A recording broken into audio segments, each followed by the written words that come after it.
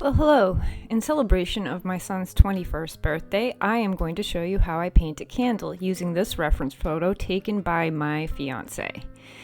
So the first thing that I do is I tone my canvas with burnt umber and water, and I use one of those cheap little sponge brushes. The reason I tone my canvas is so that I can see the lights and darks a lot better because there's already a mid-tone on the canvas, but it also helps to not have any of the white of the canvas showing through because acrylic kind of shrinks a little bit as it dries, and I'm going to be using Golden Open Acrylics mixed with some regular acrylics for this painting. Like with this burnt umber, which I'm using a regular acrylic so it dries really quickly, and I'll be able to put my sketch on here after I do my crisscross grid, which if you want to see how I do that, there is a video with the Baltimore Oriole, and it will show you how I do that particular grid method, which is a lot easier than the squares. The next thing that I do is I am going to make my grayscale because I want the hand to be that monochromatic and going into the colored top of the candle because I want the only color in this painting to be the candle flame and the top of the candle. So how I do that is I mix burnt umber with a little bit of black to take out some of the blues, and I put a little bit of white. I'm using the Golden Open Acrylics for this, and when I get my darkest tone, which isn't black, I start making a color string, which is my grayscale, by taking half of the mixture out, adding a little bit more white, and so on and so forth until I get a nice grayscale with about 6 colors, or 7 in this case.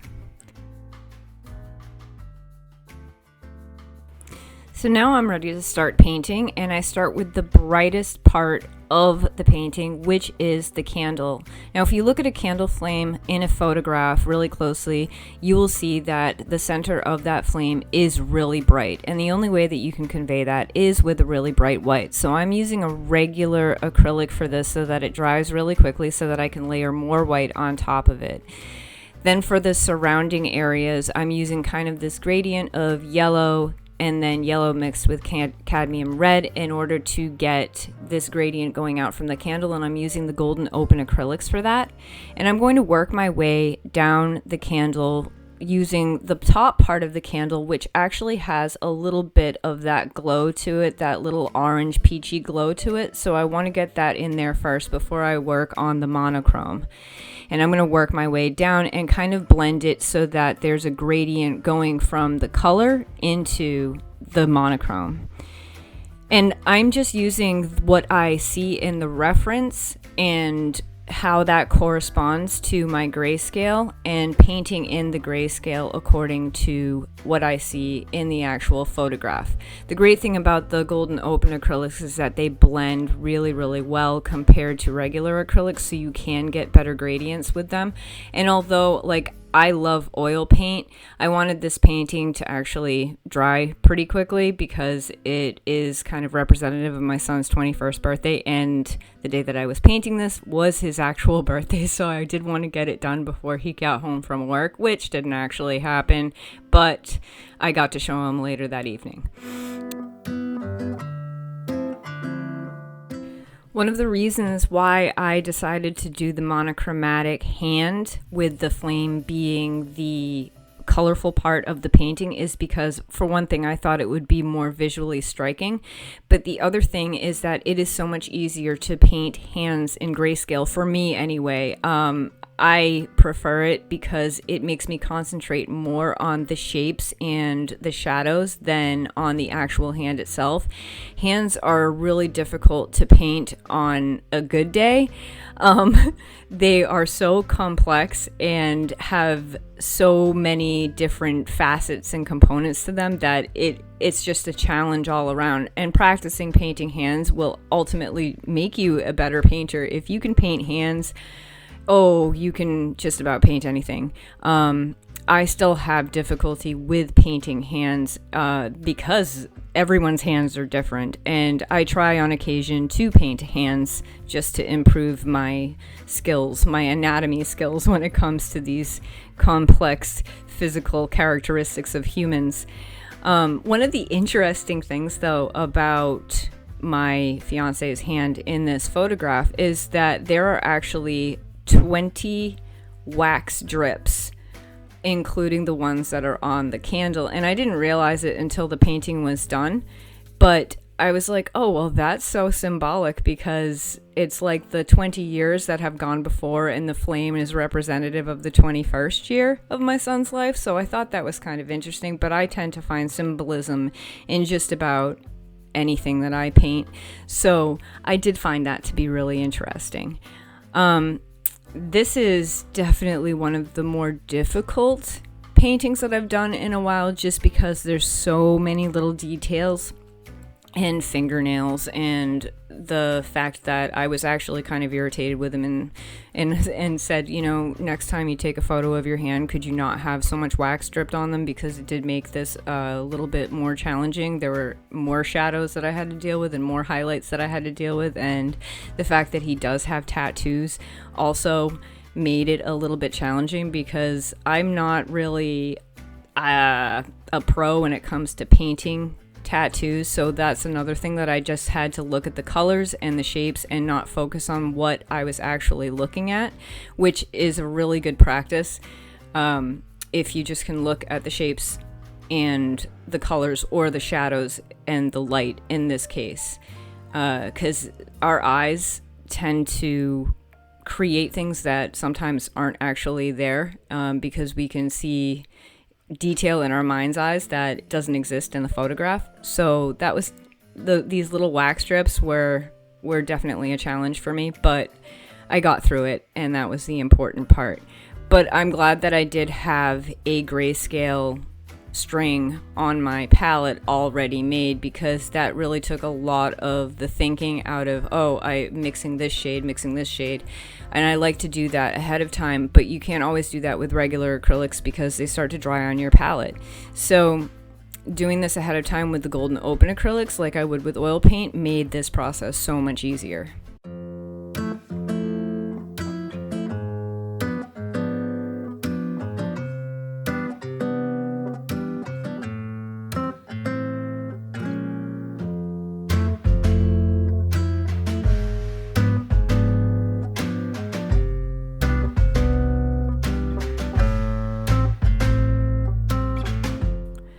One of the great things about painting from a photograph is that you do actually have some artistic license. You don't have to put every single detail that you see in the photograph into the painting. You can kind of pick and choose what you want to put in the painting. For instance, he has extremely hairy arms, and there was no way that I was going to paint every strand of hair. I'm not doing hyper-realism here. So I did make his forearm much more hairless, because that was just something that I wasn't going to invest my time into doing. Was, I've got about 1,000 little hairs that I have to paint in here, and no. So I basically shaved his arm in this painting, even though in the photograph you'll see lots of hair.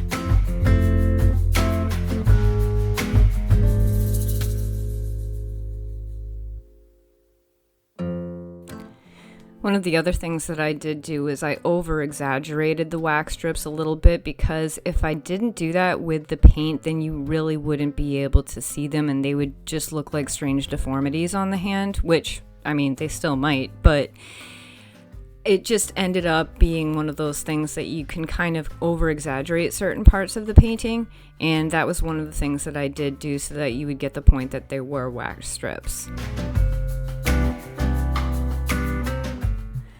With the tattoos, I definitely wanted them to look more realistic to the photograph, and they're actually, they're not black, so I did not want to make them be a really dark color. Although right now it looks like I'm using black, I'm not. I'm actually using the darkest tone of the grayscale that I made earlier, and I'm also mixing in some of the lighter tones because of the skin around them, and so they actually end up looking more like faded tattoos once the forearm is finished.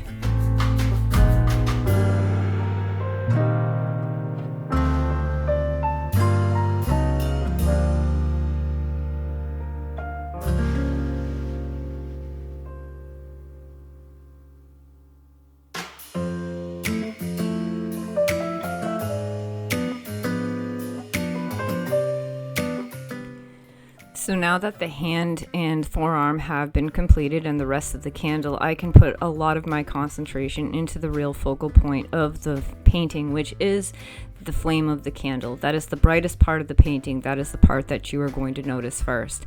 So I work on my gradients, working with yellow and also mixing in a little bit of acrylic orange, because I don't know, I lose tubes of paint very quickly, and the Golden Open Acrylic cadmium orange disappeared on me, and I have no idea where it went to. It fell into maybe a black hole in my floor. I'm not really sure, but I'm making this flame and the glow around it really bright, because my plan is for when the painting has completely dried, I'm going to do some darker glazes over it, but I want to have this really bright gradient going around the flame to really create that glowing effect. So I work back and forth with the cadmium red mixed with the alizarin crimson, and then I mix in a little bit of ultramarine blue to the alizarin crimson cadmium red mixture to get that more almost maroon color. So you are working out towards the really dark color of the background, which will be a black combined with some Prussian blue, because I don't want to do just straight up black for the background. So I actually did mix in a little bit of blue, because it also will kind of, I don't know, it gives a little bit more interest than doing a flat black color in the background.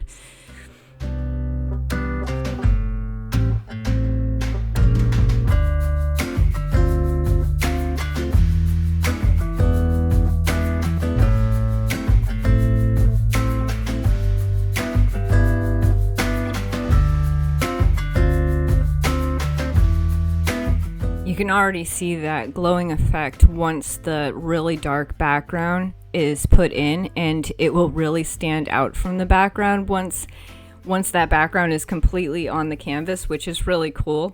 I love painting a background like this when it's supposed to be like this really bright kind of focal point. It just ends up looking so neat. And as I do the background around the hand, I actually blend it in with parts of the hand, so parts of the hand disappear into the darkness, which gives it a more realistic effect, in my opinion. I'm almost finished with the background here, and once the background is finished and I've painted all of the edges, I'm going to let the painting dry completely before moving on to the glazes around the flame to knock back that bright color.